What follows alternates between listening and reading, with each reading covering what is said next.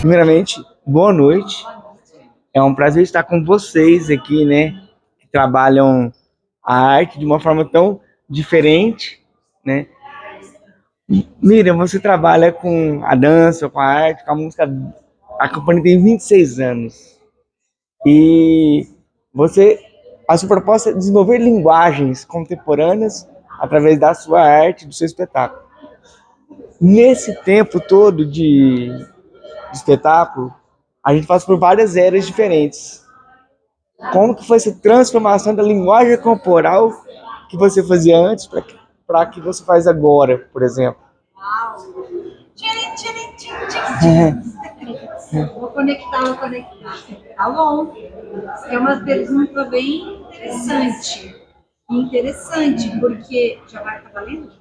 Tá valendo? Eu fui bailarina do Balé da Cidade de São Paulo, do Cisne Negro, né? Eu tive uma trajetória como bailarina intérprete. Então, como intérprete, a gente passa por vários coreógrafos, né? E você recebe todas aquelas informações. E acaba sendo utilizada nas obras de, né, outros coreógrafos. Você falou dessa passagem, né, de um lugar para o outro, né? Quando eu decidi coreografar, foi uma transformação muito grande também, porque você passa a tentar se conectar com aquilo que faz sentido para você enquanto intérprete criativa, e aquilo que você deseja compartilhar. Isso acaba passando também por transformações técnicas de pesquisa. Então, sou bailarina clássica, tenho formação em dança contemporânea, moderna, mas como utilizar todas essas ferramentas para algo que eu desejo fazer, né, como criadora, né? Todos os bailarinos da CIADRU são intérpretes criadores. Então, eu utilizo também o universo deles, individual. Então, eles também... Então, vamos supor, a CIADRU começou em 96, com projetos meus de trios, duos, quartetos, coisas menores, né? Eu estava me deslocando de companhia para começar a querer fazer os meus trabalhos, né? Continuei em companhias de dança também, mas já estava formando os meus trabalhos. E depois, né, em 2007, eu decidi direcionar as criações para o público infanto-juvenil. E quando você faz essa pergunta, para mim é muito forte, porque eu sempre tive uma empatia muito forte, muito grande com criança. Eu trabalhei, fiz parte de um projeto social por 15 anos, mais de 20 anos, e eu brincava livremente com elas em processos criativos. E, de repente, teve um momento que eu falei, eu quero fazer isso, porque é aqui que eu me sinto bem. Então, me parece que essas fases, elas convidam a gente a te perguntar, o que você quer fazer com isso? E aí, onde é que a sua alma fala? Né? E tem o primeiro espetáculo da CIADRU para o público infanto-juvenil, inspirado num livro chamado Do Espiritual na Arte, do Kandinsky, em que ele fala que toda a obra deve partir de uma necessidade interior. Todo artista deve ouvir a voz do coração. Aí eu fiz, nossa, quero seguir essa voz, a minha, né? Então eu comecei a direcionar para a criança, com Kandinsky. E aí foi, Tarsila do Amaral, o segundo foi Vila Tarsila, aí um gestor puxou o outro. Eu tenho um Pipoca, que era da TV Cultura, ele falava, Miriam, tem uma fila de pintores aí, você sabe, né? E aí foi mesmo, porque foi Kandinsky, Vila Tarsila, Tarsila do Amaral, Girassóis de Van Gogh, depois vieram Poetas da Cor, Dali daqui ou de lá, inspirado no procedimento do movimento surrealista, e o Corti Cortinari, que nós vamos apresentar aqui. Né? Então, o que é transformar? As minhas inquietações surgem no decorrer do tempo. A dele também. O Tono é dramaturgo também, ele, né, então tem todas essas vozes internas que desejam, né? Obrigado. E quais os desafios de viajar em turnê assim com 3 apresentações? Não, fala, olha, nossa. Fala dos ensaios. A gente não está ensaiando só 3 espetáculos, tem 4. Então a gente vai passar de ensaio meio tipo tentando ligar e desligar. Porque a gente passamos 2 espetáculos por dia. E aí quando sobra tempo a gente pega algumas coisas do terceiro. Então foi bem maluco assim, sair todos esses dias e todos esses espetáculos. E o interessante no ensaio é que eles têm umas frases muito interessantes, porque um pintor diferente do outro, né? Você adentrar o universo de um pintor, de um artista, é um solo sagrado. Então eu começo por aí. Inclusive eu fiz de Cavalcante para São Paulo companhia de dança e fiz Mirolando para Curitiba, cia de dança. Fiz Miroca. Ah, eu queria ser mania de pintor. Ah, eu não sei. Não tem essa preocupação de ficar só nos pintores, mas eu falo que eles chegam. Eles falam que eles pedem passagem, né?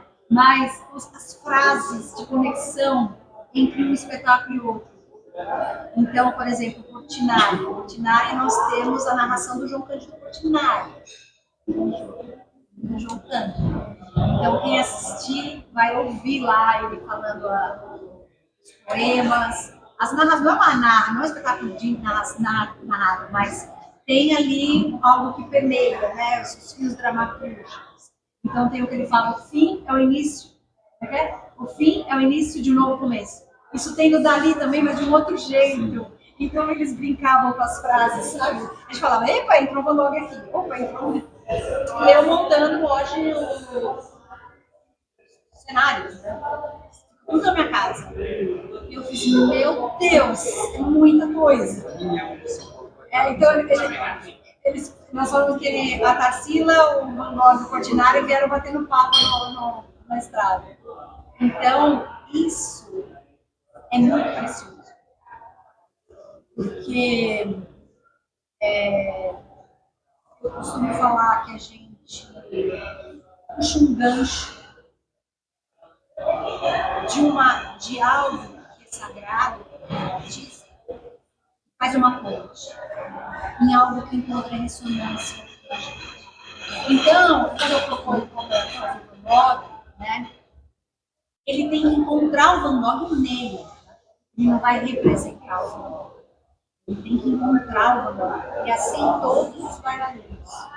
Então, aí faz sentido. E mais, eu tenho que encontrar algo que tenha ressonância no imaginário infantil.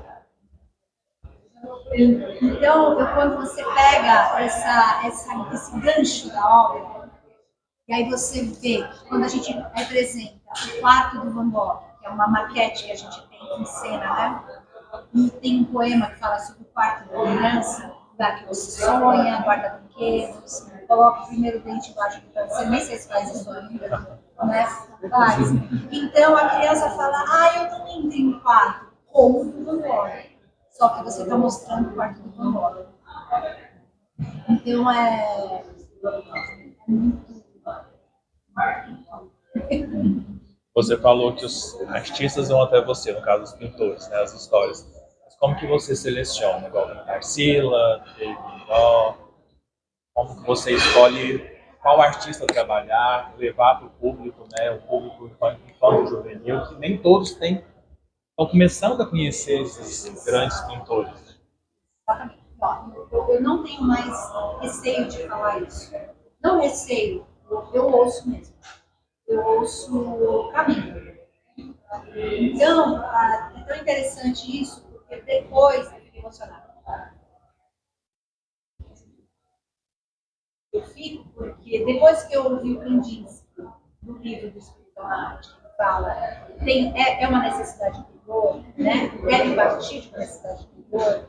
Então, ele fala que a obra já existe, que ela é de caráter cósmico, cabe a nós encontrar.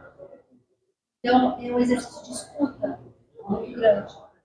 Então, eu sigo os quadros Tem direção, improvisação e composição. Então, assim, quando eu falo, ai, Miriam, faz esse pintor. Aí eu falo, tem que pegar, sabe? Tem que pegar de um jeito que eu choro. Me emocionar, falei, gente, é esse mesmo. Né? Tanto que antes do Van Gogh, falaram para mim, você faz Picasso. Picasso vai vender, vai vender. Eu falei, gente, não é Picasso. Aí eu começava, quando eu via, eu estava lendo Van Gogh. Aí assim, mas Van Gogh é denso. As pessoas falaram, o que você vai fazer com Van Gogh para criança? Eu falei, eu não sei, eu vou descobrir, né? Mas aí a coisa vai se mudando.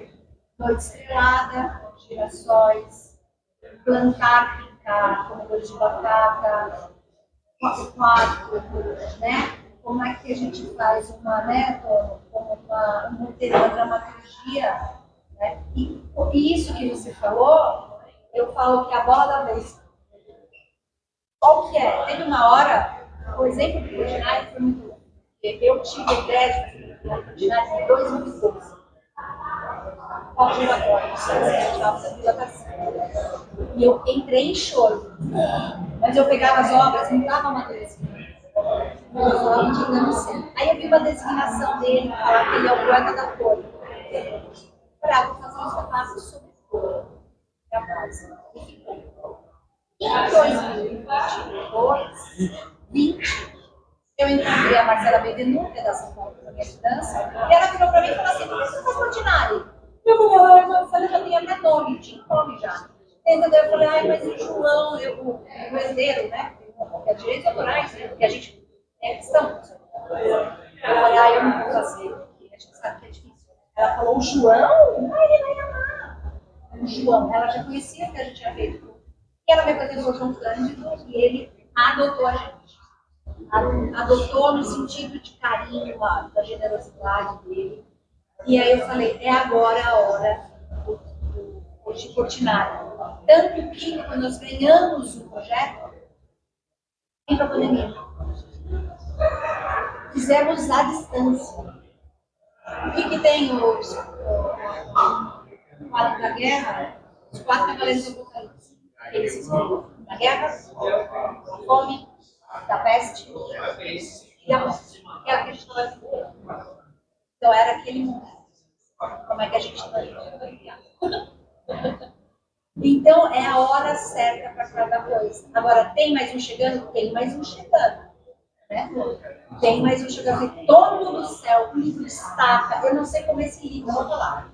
Mas eu não sei como aquele livro foi parar na minha casa. Eu não lembro um negócio desse tamanho. Mas eu falei, gente do céu, abri o livro, tinham todos os elementos dos nossos espetáculos numa obra. Eu fiz assim, então, olha o touro, olha não sei o quê, olha não sei o quê. Até os cubos. Eu falei, gente, vai ter que ser esse, né? Então é um pouco isso, sabe? Eu acho que a gente, os bailarinos no processo criativo. Hã? Uhum. Mas eu tenho que me aprofundar. Um ponto também que eu acho que a gente vai ter que fazer, que é fala de personagens, atores, de um universo também o processo da criatura, o processo de criação do mesmo, se dá incluir dentro das escolas. Então, as crianças têm, as informações são jogadas, joga para as crianças, as crianças devolvem. Então, durante os meses de criação, cada projeto tem mais ou menos uma média de 10 meses até a elaboração do trabalho. Isso é feito um diálogo constante com as crianças, inclusive, partes das cenas são desenhadas pelas crianças, que acaba surgindo espontaneamente deles. Ah, é isso. E acaba entrando. Então, existe esse diálogo com as crianças, que acaba fazendo com que todos os espetáculos se acompanhem no projeto pedagógico. A gente lida diretamente com educadores e com as crianças. Para que os educadores tenham um instrumento de trabalhar, não só a dança, mas as suas obras de arte dentro da aula, e também com as crianças desenvolver o aspecto lúdico em si, partindo das obras que a gente escolhe, as obras do espetáculo. Então, por isso que ressoa tanto, vem dela. São três artistas diferentes, três espetáculos diferentes, mas eles se complementam. Seria interessante a gente poder assistir os três. Por favor. Por favor, venham ver os três. Venham ver os três e a gente vai conversar sobre. Né? Sim, porque tem uma. No máximo, o Vila e o Portinari são os dois espetáculos de artistas brasileiros. E é engraçado como eles têm o mesmo comunicação no formato. Acho que dá para entender essa cultura. Assim, muito nítido o caminho que esse grupo faz, porque a gente está vendo o segundo, o terceiro e o sexto. Você consegue entender a continuidade, entender as similitudes existentes. É muito interessante conseguir isso. Esse debate quando as crianças, os adolescentes que assistem. Sempre foi. Sempre nos não só das crianças e dos adolescentes, como dos adultos. Por exemplo, o Portinari mesmo, a gente chegou a fazer uma sessão do Portinari mesmo. Um projeto de cidade de Santos, para São Paulo. Então, era uma atividade do SESC que fazia lá e surgiu essa. Vamos apresentar a apresentação. Foi incrível. E no Maranhão? No Maranhão. Foi, No Maranhão, uma a cidade gente, super rural. no Maranhão a gente fez uma circulação por 3 cidades do sul do Maranhão. E foi assim, uma das coisas mais emocionantes que a gente fez na vida. Por causa da receptividade que todo o público teve. Pessoal, vou aproveitar que vocês trabalham com público infantil e adolescente. Eu tenho um canal que chama Simanca. Porque eu sou manco. É literalmente por isso, é um trocadilho que a gente faz. E eu não gosto do termo que me define, que é deficiência. Porque significa falta de alguma coisa, e essa palavra, ao meu ver, limita o desenvolvimento natural da pessoa, do ser humano. Porque ele se enquadra, né? Inclusão e acolhimento. E eu troco esse termo por singularidade. Porque todo mundo é único, todo mundo é singular. Eu quero fazer uma pergunta para vocês, que trabalham com crianças e com adolescentes, que sempre tentam se encaixar em algum lugar, porque eles não se sentem aptos a estar onde estão. Porque eles sempre ficam naquela coisa, tá faltando alguma coisa, tá faltando ser engraçado, tá faltando ser bonito, tá faltando...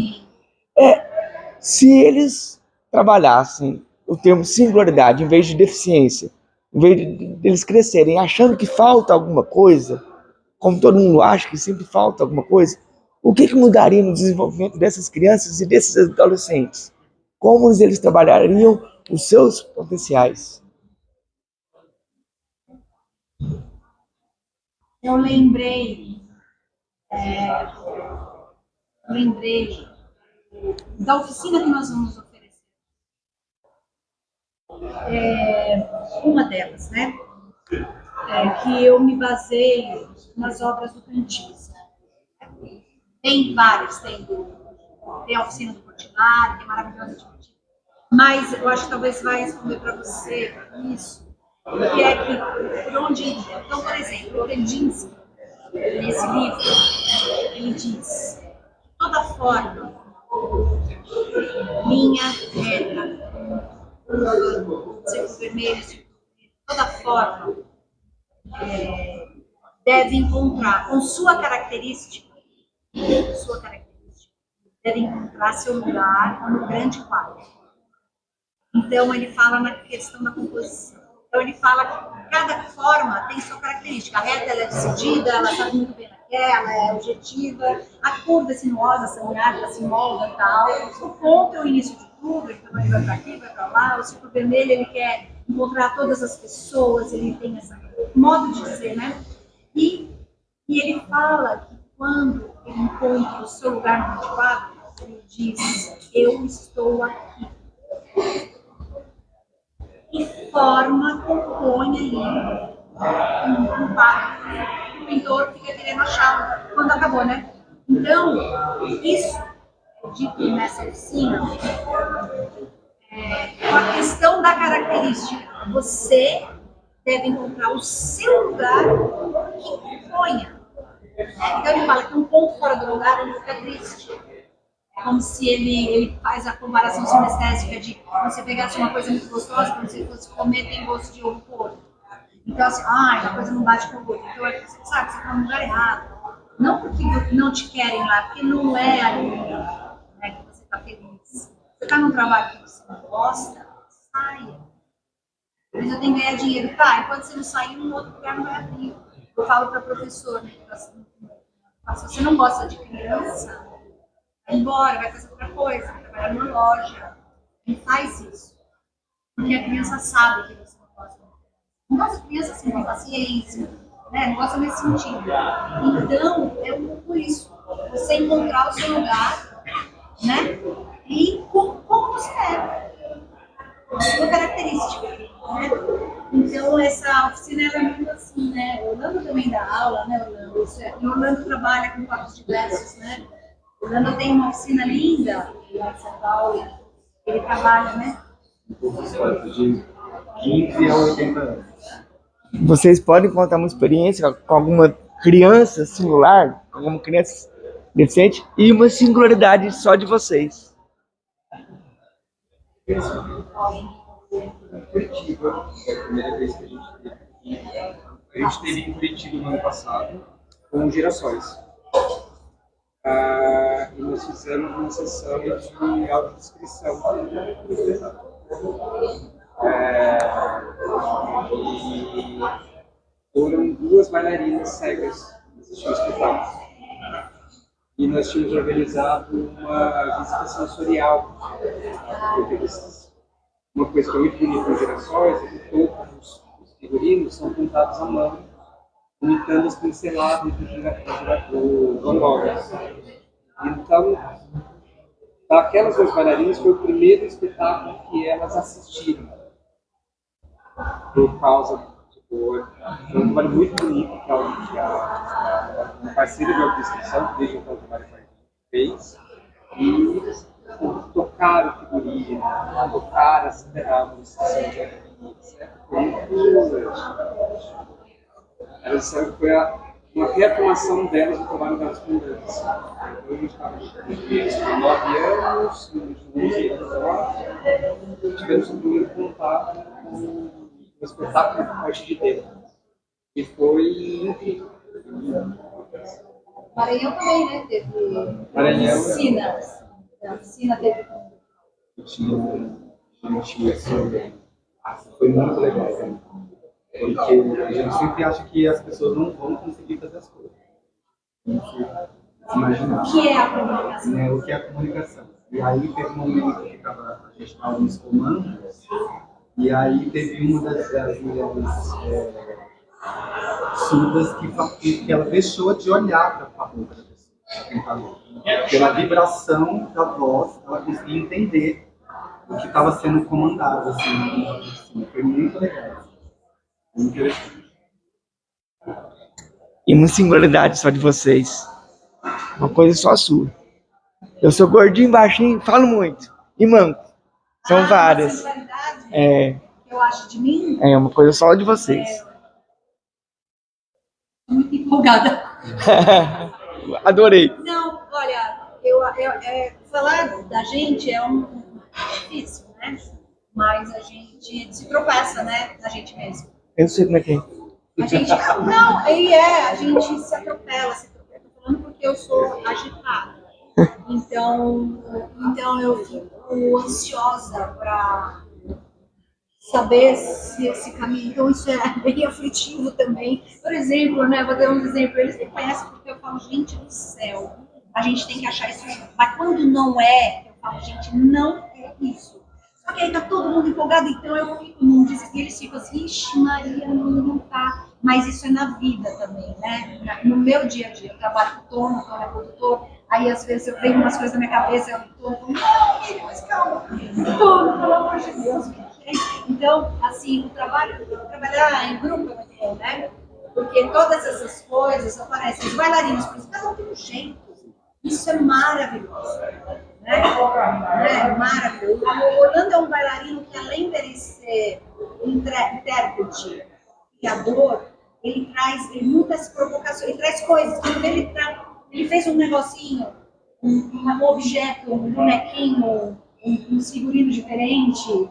Aí quando vê, ele está, né, montando o universo dele, né, dentro daquela proposta. Não sei se isso é particular, mas eu acho que isso eu também sou uma dúvida. Adorei, parabéns. Miriam, você falou sobre o formato da oficina. Gostaria que você falasse sobre esse formato.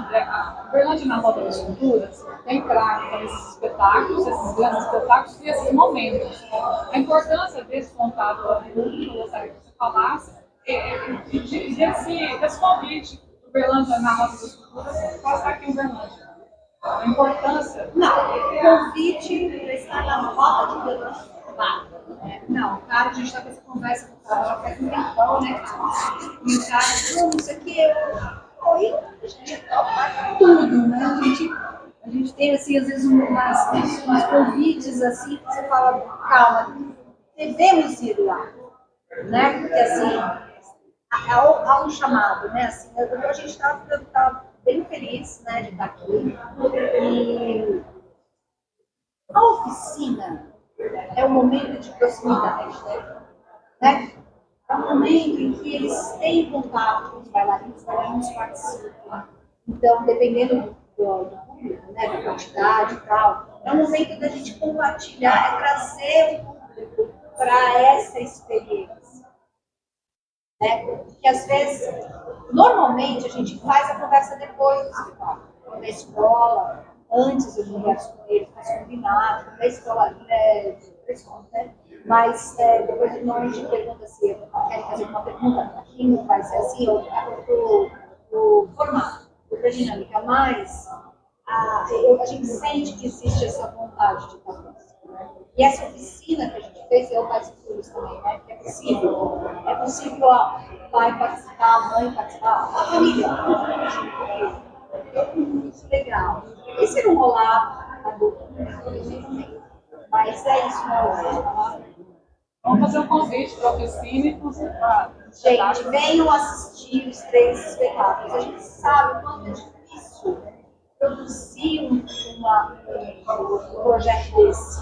Produzir é viabilizar, trazer. Né? E às vezes na correria da vida a gente fala, eu perdi. Não perde. Assim, não perca nada. Porque não é fácil trazer, né? É um trabalho muito grande para quem está nos trazendo, né? Está convidando. Para nós também, mas a nossa vontade, assim, todo artista deve ir aonde o povo está, né? Então a gente sempre gosta muito disso, né? Então venham assistir os 3 e venham para a oficina, é muito divertido. Aproveitando o gancho, queria um releasezinho. Essa é a primeira vez de vocês aqui em Uberlândia? Nós já estivemos uma vez no festival, mas há muitos anos atrás. Entendi. E esse show... Eu sei que o Cipó Direto a gente veio para o E esse show já teve em quantas cidades? Mais ou menos. Vila Tarsila é difícil de contabilizar. Vila Tarsila já viajou mundial. A gente fez palco giratório. Então, o palco giratório é um projeto do SESC, que circula por unidades do SESC no país inteiro. Então, só ali já tinha sido já história. Só que Tarsila, se você imaginar que Tarsila de 2009. Tarsila de 2009. Desde então, a gente nunca parou de fazer. E são sempre os mesmos atores, desde então? Alguns permanecem, esse é um ponto de companhia muito legal nesse sentido. E das companhias que eu trabalho, é uma companhia que tem satélites. Os bailarinos estão sempre orbitando. Sim. Então tem sempre bailarinos que estão ali. Eles nunca saem. Nunca saem. Se precisar, eles voltam. Como se não tivesse saído. Então meio que continua. Então é muito legal se você pegar fotos, por exemplo, da Tarsila de 2009. E pegar o elenco de agora, você vai encontrar pessoas que estão ali. E então, os elencos vão se alterando, vão tendo novas pessoas e tal, vão migrando, isso não passa por um outro e tal. Mas, o ordinário eu acho que é mais fácil de ser, Cortinário é mais específico. Só de Cortinário, por exemplo, a gente já fez provavelmente no mínimo, umas 30 cidades, a gente já Cortinário nesse pouquíssimo tempo. 30 cidades e quantos espetáculos em cada E lugar. fora, Então, e assim, ainda aí é de quando não apresenta várias vezes. Tem uma coisa que é bem legal quando você fala sobre o elenco, né? Se ele já está existindo. Eu sempre falo para o bailarino que vem para ser ator que é assim: vocês não trabalham para mim. Eu sou diretor da companhia. Vocês trabalham para mim. Vocês têm um compromisso com o trabalho, com a obra. Então, para mim, isso, lógico, eu até demorei assim para entender o que sou eu nesse lado, né? Eu sei o que me move. Então, lógico que eu sei muito que me move, tenho certeza, né? Então, eu usei o termo de regente, de ficar como se fosse uma regência de muitas vozes, né? Então, eu sempre falo para eles, ó, vocês estão trabalhando para mim, a gente tá, é a obra, vocês têm um compromisso com o trabalho, com a obra. Quer achar um outro Van Gogh assim, mais parecido também vai ser difícil. Não, e esse aqui não era o primeiro. Ele não era o Van Gogh, mas então isso que ele fala do satélite é que assim, se você abraça a obra, a obra te abraça. O Orlando foi muito interessante, era uma outra pessoa que faz, que não saiu. É um negócio interessante. Então, quando ele entrou, é como se ele nunca tivesse não feito. Então, eu falei, gente, o Orlando incorporou lá o negócio, né? Porque é isso. Você abraça, não é piegas, mas o amor mesmo. A gente lida com essas coisas. É um trabalho amoroso. É muito amoroso. E se não for assim, eu falo, pega seu banquinho para fazer outra coisa. Não é? Se o bailarino não se afina com o trabalho, eu comparo uma companhia com a outra. A Ciadru tem ela não é uma. Ela tem uma dinâmica de artistas. Não é melhor ou pior? A gente tem um trabalho voltado para quê? Não para o bailarino. O giro, o salto, que é maravilhoso. Mas não é esse o objetivo.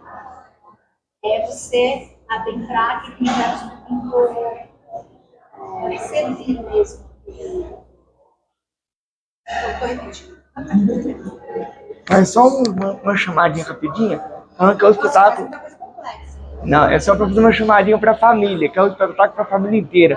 Além da criança, além do adolescente, para trazer todo mundo para ver esse universo lúdico e de beleza que vai transformar a família.